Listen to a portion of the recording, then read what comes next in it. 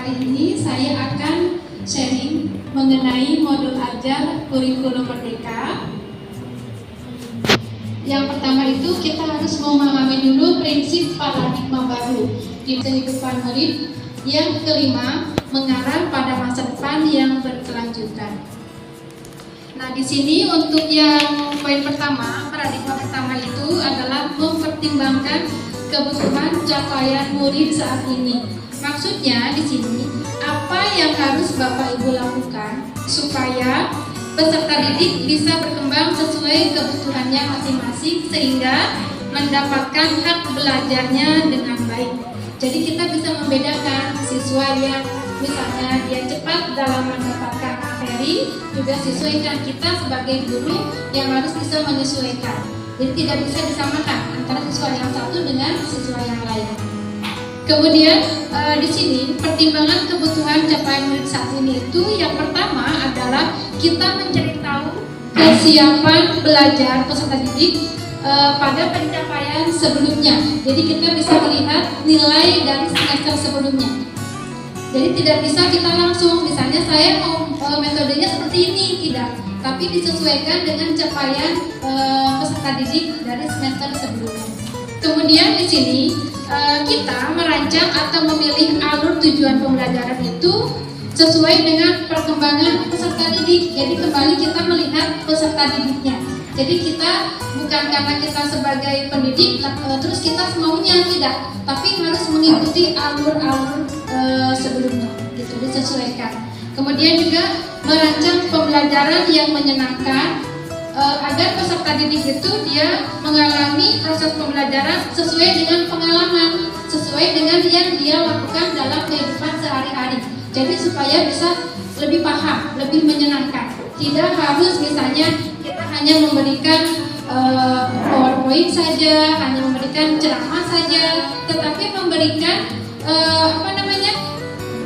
pengalaman yang lebih menarik, di mana materi yang kita berikan itu dapat bermanfaat dalam kehidupan sehari-hari. Modul ajar.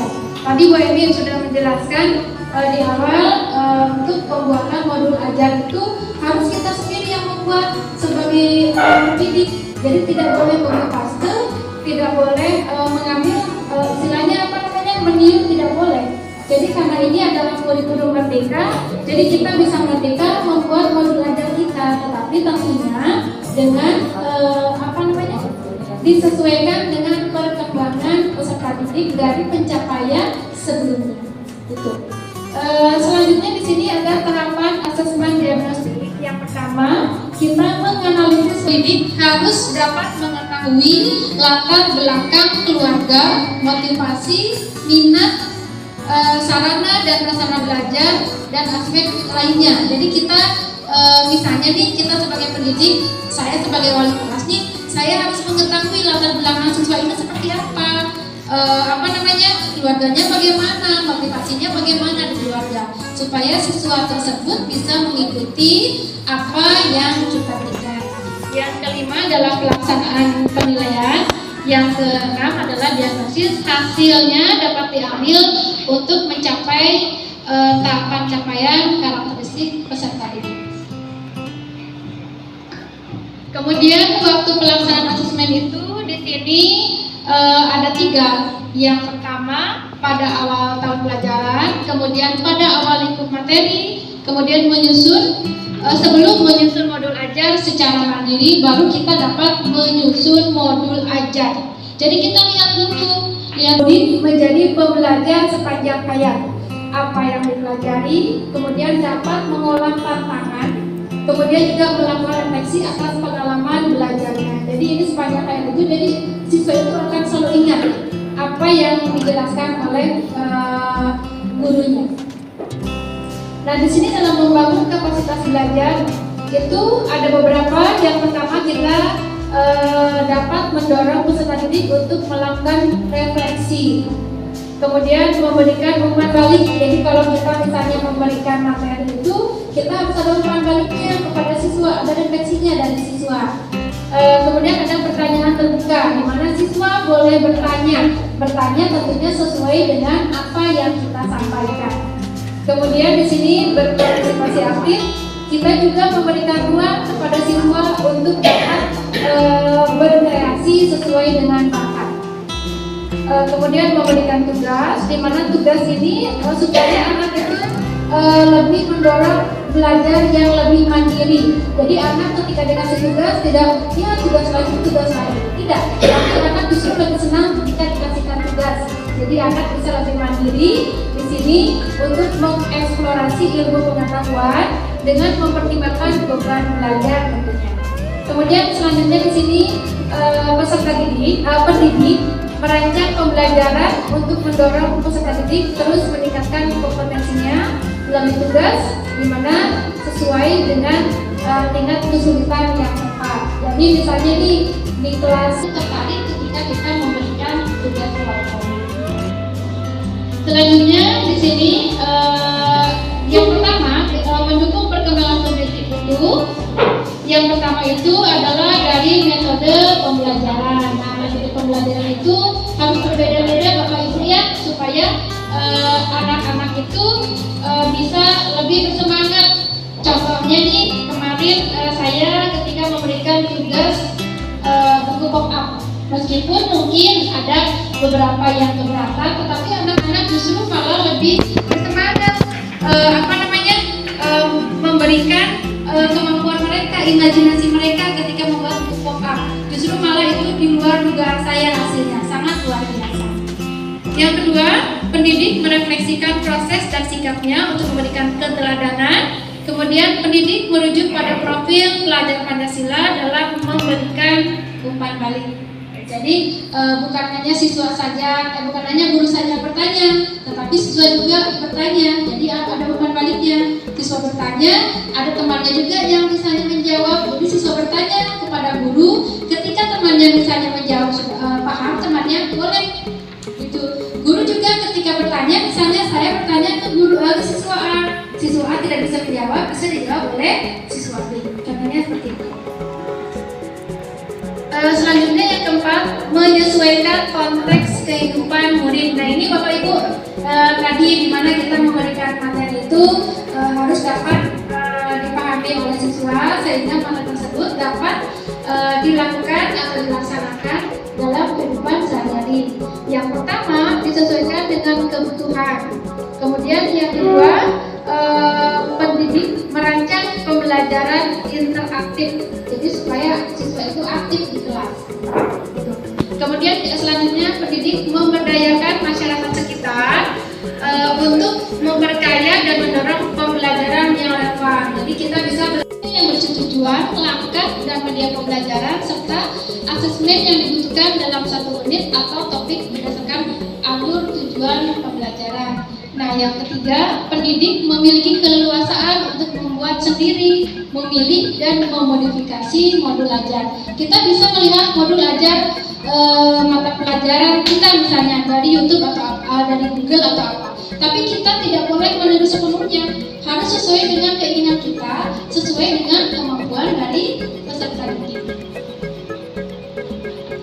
Nah, ini contoh pembuatan alur penyusunan model ajar, di mana yang pertama itu ada tujuan kurikulum operasional, ada tujuan pembelajaran, ada alur tujuan pembelajaran, ada TP dan ada ATP.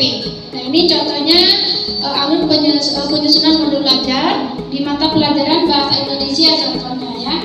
Ada tujuan akhirnya profil pelajar Pancasila. Kemudian ada output dari materi sebelumnya, ada ATP, ada indikator pencapaian kompetensi dan ada rencana asesmen. Kemudian juga ada di elemen B di elemen. Nah, kita di sini memindahkan elemen ketika kita membuat modul ajar. Elemennya apa? Disesuaikan. Karena dalam modul ajar itu kalau SMP itu ada di fase D. Kalau A itu untuk SD. Ya, kita ada di fase D. Nah, seperti ini.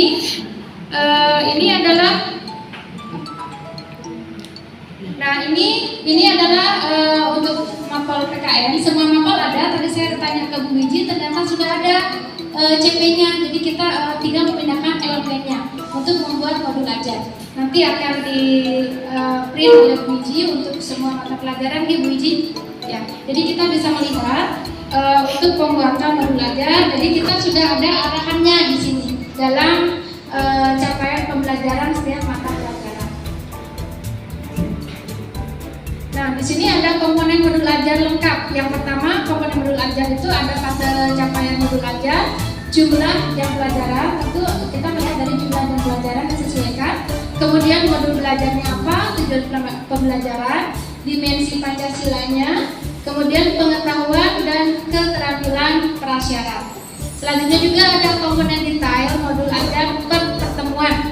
Nah, di sini ada juga sama seperti FPP juga ada modul ajar per pertemuan, tetapi boleh dibedakan ya antara kelas 1 dengan kelas yang lainnya.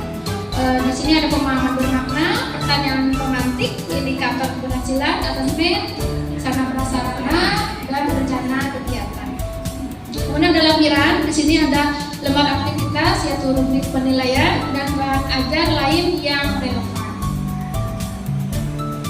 Di sini komponen modul ajar wajib. Tentunya di sini menjadi dasar ya, alur tujuan pembelajaran itu akan menjadi dasar bagi pendidik untuk menyusun perencanaan pembelajaran atau modul ajar. Jadi ini sebagai alur pertama, gitu kan. Kemudian ada tujuan pembelajarannya, langkah-langkah, ada asesmen pembelajaran. Nah, ini ada acuan verifikasinya, mungkin bisa di ini aja. Tidak langsung membuat, ketika kita membuat sesuai tidak ya, oh ternyata tidak sesuai, ini terlalu tinggi misalnya, kompetensi capaiannya tidak sama dengan kelas yang lain, bisa seperti itu. Kemudian yang kedua, apakah cocok dengan kondisi dan karakteristik murid. Nah, kembali lagi kita kepada siswa peserta didik. Kita sebagai guru harus bisa memahami peserta didik ini sejauh mana dapat memahami materi ini. Misal untuk di PKN materi penyusunan penyusunan undang-undang dasar. Ternyata siswa itu tidak semua sudah banyak membahas mengenai paradigma baru ya, 5 paradigma baru dalam modul ajar. Nah, ini kita ambil salah satu contoh modul ajar yaitu mata pelajaran PKN, karena saya mengampu mata pelajaran PKN. Yang pertama di sini modul ajar itu ada penyusun. Tentunya penyusunnya adalah Bapak Ibu guru sendiri. Kemudian ada jenjangnya, kelas, alokasi waktu dan tahun. Nah, di sini dilihat tujuan pembelajaran. Tadi sebelumnya saya sudah memperlihatkan elemen atau capaian pembelajaran.